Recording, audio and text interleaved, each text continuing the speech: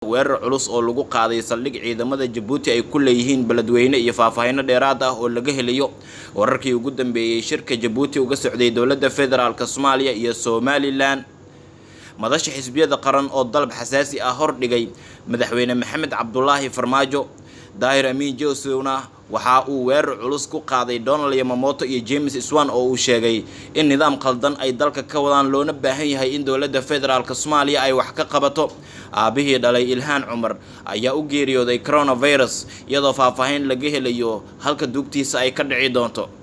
fadlan haddii aad nagu cusub tahay subscribe saar gambaleelkana furo si aad u noqoto qofka ugu horeeya ee helaya macluumaadka saxda ah ee sida joogtada ah idinku soo gudbino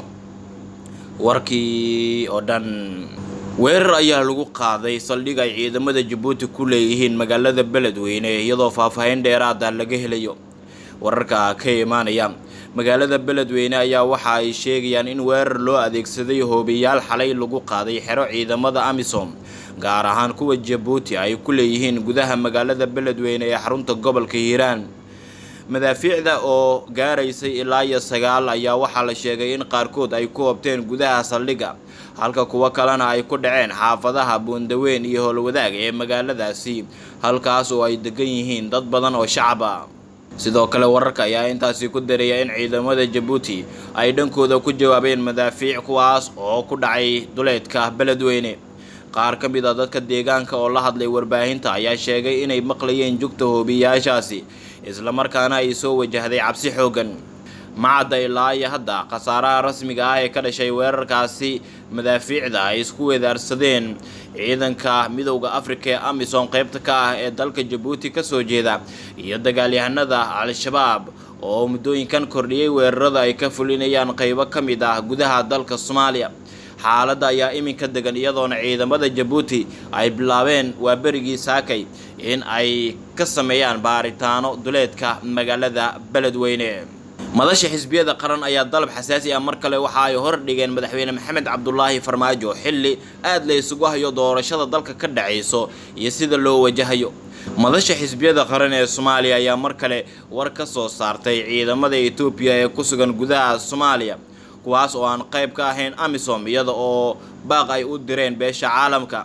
madasha ayaa bayaan ay soo saartay ku soo dhaweysay dhinaca kale go'aanadii ka soo baxay shirkii ammaanka qaramada midoobay ee arrimaha Soomaaliya waxaana ay ku celiyeen baaqii 13 bisha May ay soo saartay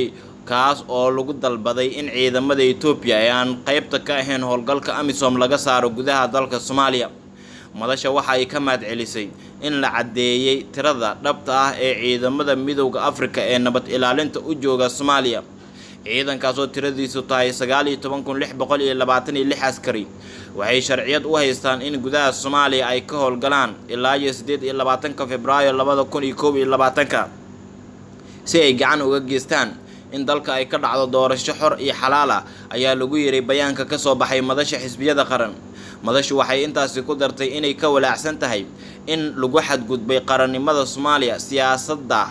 dalnimo madax banaanida siyaasadeed iyo cunaqabateynta hubka ee Soomaaliya lagu soo rogay 1992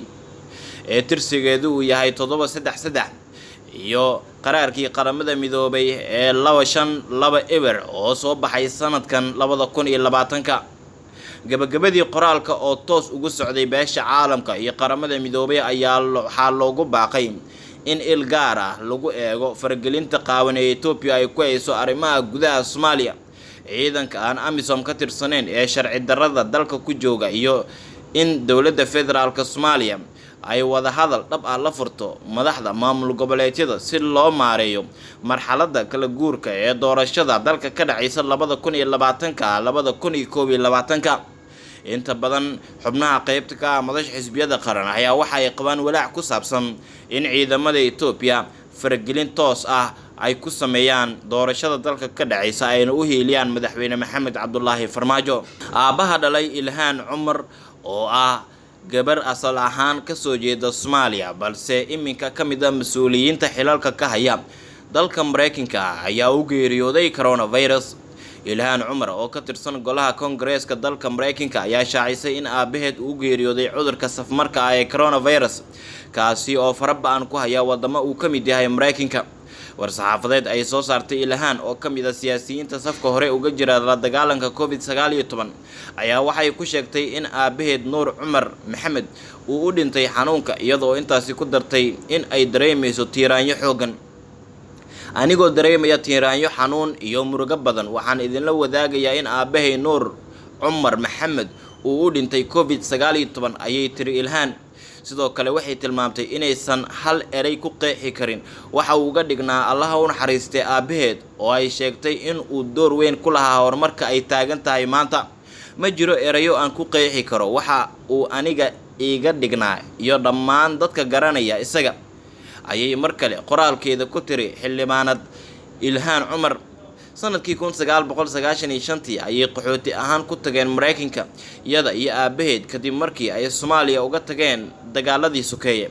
Ilhaan ayaana waxay sheegtay in ay ka codsanayso ummadda Soomaaliyeed in aabaheed ay u soo duceeyaan.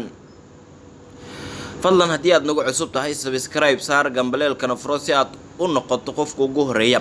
ee helaya macluumaadka saxda ah ee sida joogtada ah aan idinkugu soo gudbino. dabcan asxaabtaada ayaad la sii wadaagi kartaa wararka xaqiiqda ku saleysan ee sida joogtada ah aan idinkugu soo gudbino. like saar, commentigana inoogu reeb fikirkaaga ku aadan wararka aan idiin soo gudbino. xildhibaan Daahir Amiin Jesow ayaa weerar ku qaaday Donald Yamamoto oo ah safiirka Mareykanka u jooga dalka Soomaaliya iyo James Iswan oo ah wakiilka qaramada midoobay u qaabilsan Soomaaliya.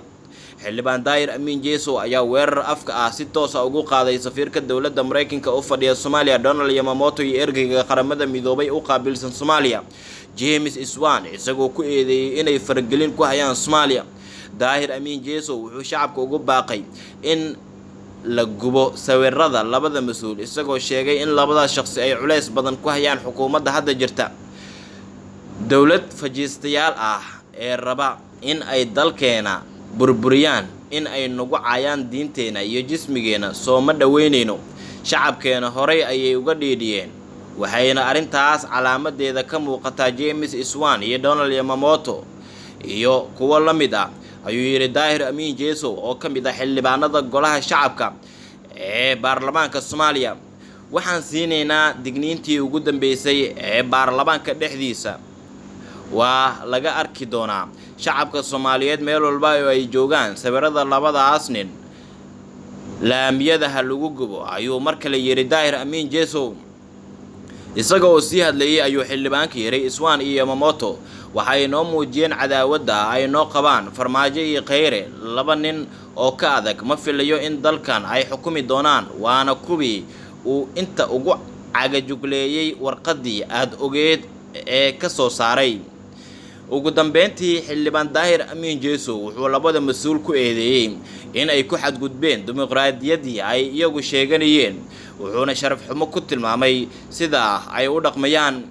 Daahir Amiin Jesow faahfaahin dheeraad ah kama bixin eedeymaha gaarka ah ee uu soo jeedinayo labadan mas'uul qaybta ka ah mas'uuliyiinta horjoogaha u ah beesha caalamka oo si weyn Soomaaliya kala shaqeynaysa sidii mar kale cagaheeda ay dib isugu taagi lahayd. waxaana la filayaa in arrintan ay noqoto mid ay soo faragelin karaan madaxda ugu sareysa dowladda federaalka Soomaaliya, iyadoo sidoo kale baraha bulshada aad loogu hadalhayo eedeynta kulul ee ka soo yeertay xildhibaan Daahir Amiin Jesow oo ka mid ah xildhibaanada baarlamaanka federaalka ee Soomaaliya. markana haddii aynu eegno wararkii ugu dambeeyay shirka dowladda federaalka Soomaaliya iyo Somaliland uga socday maalmihii ugu dambeeyay magaalada Djibouti ee caasimadda dalka Djibouti, labada dhinac waxa ay magacaabeen guddiyo farsamo oo ka shaqeeya sii wadida shirkan dhab u heshiisiinta ee Somaliland iyo dowladda federaalka Soomaaliya ay ku wada hadlayaan. dalka Djibouti waxaa si rasmi ah uga furmay shalay shirkii ay lahaayeen guddiyada farsamada labada dhinac ee dowladda federaalka iyo Somaliland ku matalaya wada hadallada. furitaanka shirka waxaa joogay saddexda madaxweyne ee Djibouti, Soomaaliya iyo Somaliland. intaas kadibna waxaa la sheegay in shir ay wada galeen guddiyada farsamada iyadoo wada hadallada uu fududeynayo wasiirka arrimaha dibadda ee Djibouti Maxamuud Cali Yuusuf. wada hadallada ayaa socon doona ilaa iyo waqti aan la caymin oo ah in heshiis laga gaaro arrimo kala duwan oo dhinacyadan ay isku hayaan. haddii aynu eegno guddiga farsamo ee dowladda federaalka Soomaaliya shirkan u carabawday ayaa waxaa ka mid ah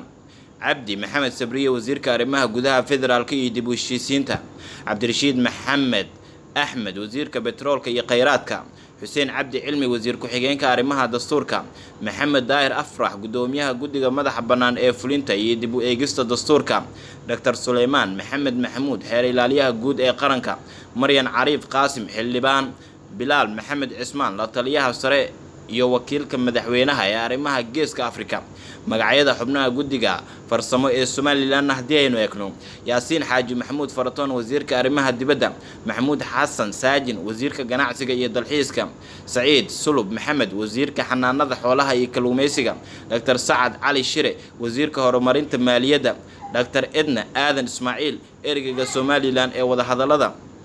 danjire cabdiraxmaan saciid axmed safiirka Somaliland u fadhiya Djibouti, mubaarak ismaaciil taani xogayaha madaxweynaha Somaliland. waxaa la filayaa in dhinacyadan ay gaaraan go'aan rasmi ah oo ku saabsan isku soo dhawaanshaha labada dhinac, laakiin waxaa muuqata in weli dhinaca Somaliland ay ku adkeysanayaan in madax banaanidooda ay tahay lama taabtaan, ayna ka doonayaan dowladda federaalka Soomaaliya in iskaashi ay kala yeeshaan arrimaha dhaqaalaha. gaar ahaan waxaa si gaar ahaaneed looga doodayaa in deeqaha ay ka hesho dowladda federaalka Soomaaliya beesha caalamka si gaar ah Somaliland qoondadeeda ay u hesho, iyo in Somaliland sidoo kale ay wax ka qabato nidaamka lagu maamulayo hawada dalka Soomaaliya oo dhawaan si rasmi ah loogu soo wareejiyay caasimadda Muqdisho. fadlan haddii aad nagu cusub tahay subscribe saar gambaleelkana furo si aad u noqoto qofka ugu horeeya ee helaya macluumaadka saxda ah ee sida joogtada ah idinkugu soo gudbino. intaasi waxaa inooga idil warkii caalamka oo aad kala socoteen Shacab TV.